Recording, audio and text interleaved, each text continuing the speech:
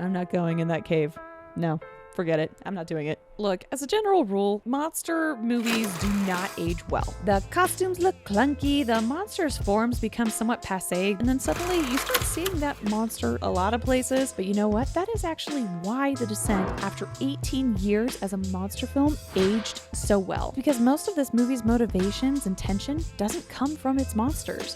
I don't want to spoil anything because I really want you to go watch it. Welcome to Copper Shock, where we are horror obsessed. My name is Tasha Wheelhouse, and today we are going to talk about the 2006 The Descent. The Descent was a pleasant surprise. Now, while I admit to you that I did write this off as some monster movie before I watched it, I think that's mostly because the marketing that gets pushed about this film is this picture of the main character girl like in a pool of blood and floating bones. They also focus heavily on pushing the humanoid hunters that they come across deep in these caves. You don't even see the monsters for the first 2/3 of the film until it becomes super relevant. The strongest point of The Descent is the fact that most of this film is carried through the characters' interactions in the scenario in which they find themselves. It's not even really about the monster that they encounter, it's a cherry on top. The way that they are able to handle a crisis situation as a friend group is really what makes you want to see what happens next. And the emotional weight of processing grief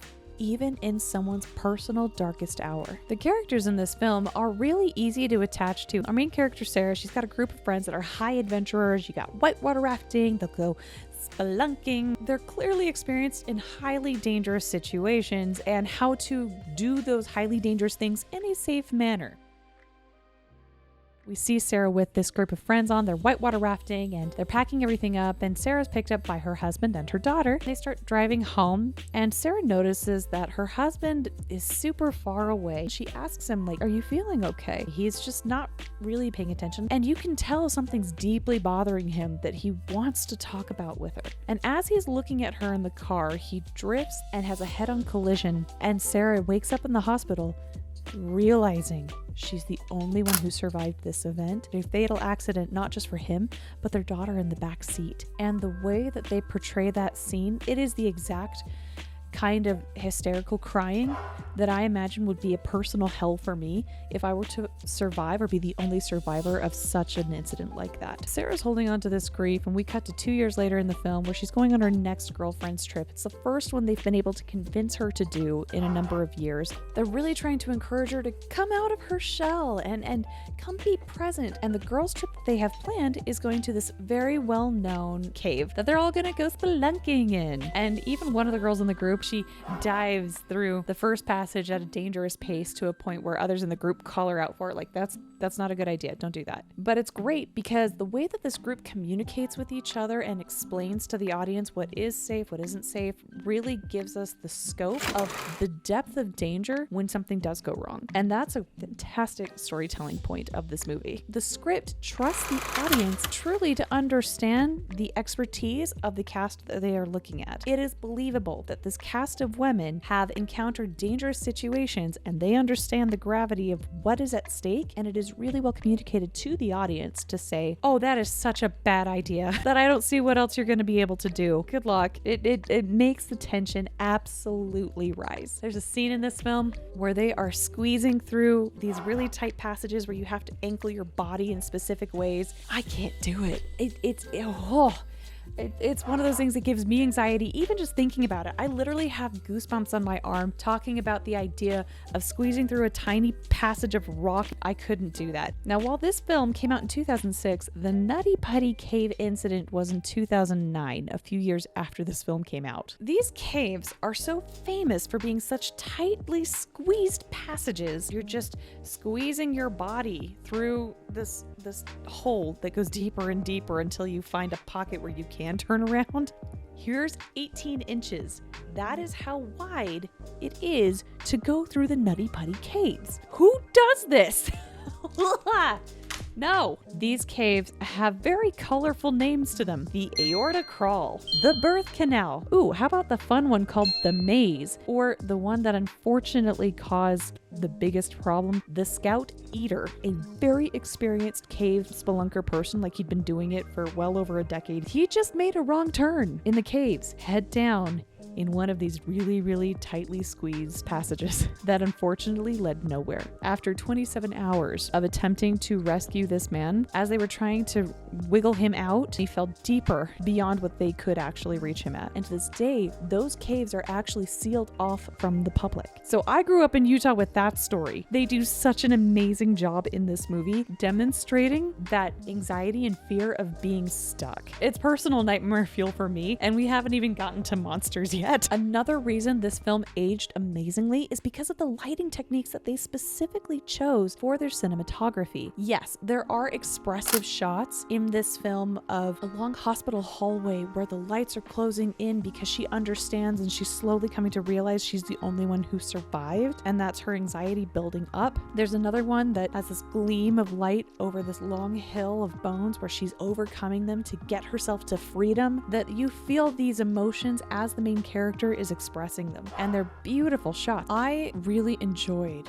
the main through line of our main character Sarah coming out through the other side. For her was a way of not just processing grief, but actually expressing the anger she felt about it, because it isn't about grieving someone who is lost. She's also grieving a picture of a past that she has in her head about her life that isn't exactly accurate or true. But there are other ways that they do lighting in this movie that are almost completely diegetic, as though you're in this completely black cave 2 miles under the Earth's surface. I went up to Timpanogos Caves a while ago. They turn off the lights at some point, and I gotta tell you, the blackness that envelops you when you are standing in a cave is indescribable. And that is something that I really respected about this movie, is when they did just their headlamps or their flashlights or a glow stick or a flare, that it felt completely natural to the space and accentuated that feeling of shadows closing in and wondering what's behind you. Because again, this is a drama that happens to have monsters. Let's talk about the monster part a bit. I said this is a great monster film after 18 years, almost 2 decades, that has aged well. One of the things that I love about 2006 is that it's in this semi-state of, well, we could do CGI, but honestly, we really ought to have actors in costumes, and we give it some good camera angles to bring up the energy of the shot instead of just completely leaning onto computer-generated images, which was a good call. Like, they do have some CGI in here that is not great, but the costuming is really, really fun. This was in 2006, which was only like 12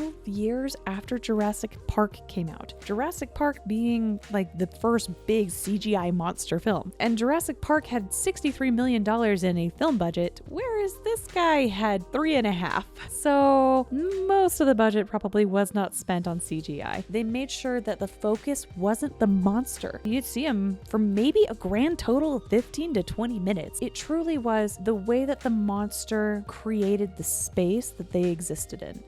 I hope that's a good way of explaining that. The monster for me as a horror storyteller is a representation, a fantastical lens that expresses something deeper. Just having your main character wade through a pool of blood and bones isn't enough. In this case, the theme, I believe, is grief, especially grief and understanding how much it was consuming her life unless she left it behind, which happens literally in this film too, in some ways. Now it is time to rate this movie. From 1 to 10, the thriller factor, I'm giving this a 10. There were sincere moments where I was just sweating bullets because I'm thinking, oh, she's gonna get stuck. Oh no, she's gonna fall. Oh, this is such a bad idea. And that's great because I kept watching it. It was easy to say, okay, well, what comes next? What comes next? How do we resolve this? It's not that I was doubting the character's ability to achieve and overcome what was happening, but the threat level was just that high. The gore rating, from 1 being very little, 10 being a ton, it's like an 8. Most of this film does not exhibit gore. There are some oddly graphic scenes in this movie, one of which being the head-on collision car accident scene. You actually see how the husband dies, and it's not pretty. I don't think they needed to show that, so I almost wonder if they made that scene far more graphic specifically to give it a horror film rated R tier, even if the story didn't need it as a support, which I don't think justifies it. The production value, I am gonna give this a 10. I honestly think they made a fantastic fantastic use of $3.5 million.